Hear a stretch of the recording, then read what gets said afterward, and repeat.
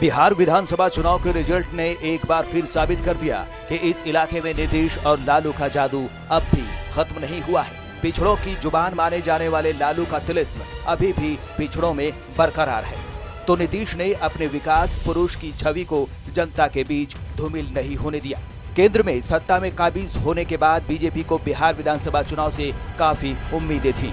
बिहार विधानसभा चुनाव की घोषणा होने के बाद ही एनडीए और महागठबंधन में कई पार्टियों का जुड़ाव हुआ और कई लोगों ने गठबंधन से अलग होकर अपनी जीत का परचम लहराने की कोशिश की। चुनाव के दौरान एनडीए और महागठबंधन की ओर से एक दूसरे पर बयानों के तीर भी चले, तो दोनों ओर के कई नेताओं में बयान वीर बनने की होड़ सी लग गई। आम जनता के हितों से संबंधित बातें दूर दूर तक चुनावी भाषणों में नजर आईं। ये मुद्दे महज खानापूरी का काम कर रहे थे। पूरे चुनाव में बीफ, आरक्षण, जंगल राज, मंडल कमंडल जैसे मुद्दे छाए रहे। बयानबाजी का स्तर इतना गिरा कि राजनेता एक दूसरे के परिवार को भी निशाने पर लेने लगे और चुनाव के बनिस्पत इस बार स्टार प्रचारकों की रैलियों की बाढ़ सी आ गई। एनडीए की ओर से सबसे ज्यादा निशाने पर लालू और उसके परिवार वाले रहे और आरजेडी के जंगल राज का भय दिखाकर मतदाताओं को एनडीए के पक्ष में गोल बंद करने की कोशिश की।